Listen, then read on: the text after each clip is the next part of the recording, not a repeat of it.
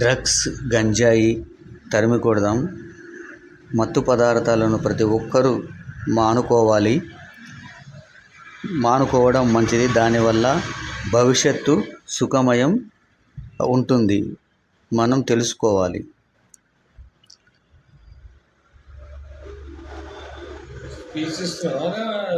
మత్తు వద్దు, భవిష్యత్ ముద్దు. అంతర్జాతీయ మత్తు పదార్థాల వ్యతిరేక దినోత్సవం.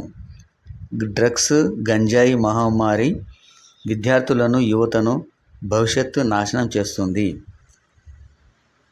అందువలన మత్తు పదార్థాలకు యువత, విద్యార్థులు అందరూ దూరంగా ఉండాలని దుబ్బా ప్రభుత్వ పాఠశాల నుండి ప్రధాన ఉపాధ్యాయుల అనుమతితో స్టూడెంట్స్ ర్యాలీ చేశారు.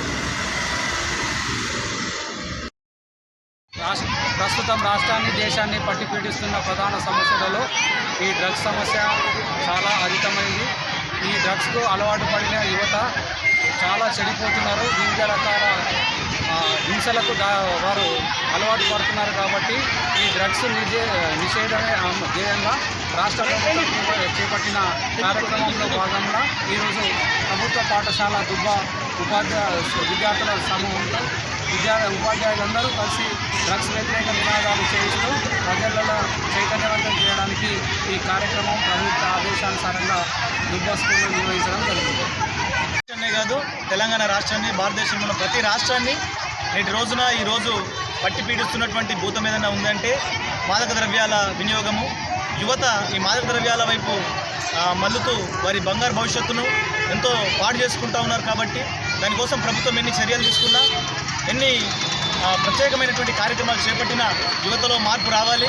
ఈ మాదక ద్రవ్యాలను పూర్తిగా నిషేధించి, ప్రస్తుతము చాక్లెట్లు, బిస్కెట్లు దొరికినంత ఈజీగా గంజాయి, కొకైన్ లాంటి మాదక ద్రవ్యాలు దొరుకుతున్నాయి. కాబట్టి వీటిపైన నియంత్రణ ఉంచి మనము మాదక ద్రవ్య లేదా డ్రగ్స్ రహిత భారతదేశాన్ని, తెలంగాణ రాష్ట్రాన్ని స్థాపించడం కోసం రాష్ట్ర ప్రభుత్వాలు ప్రత్యేకమైన చర్యలు తీసుకుంటున్నాయి. అందులో భాగంగా ఈ రోజున పాఠశాల ప్రధానోపాధ్యాయుల వారి అధ్యక్షతన ఉపాధ్యాయులము, విద్యార్థులము అందరము ర్యాలీ తీసి ఒక అవగాహనను ఇవ్వడం కోసము మేము ఈ యొక్క ర్యాలీ తీయడం జరిగింది.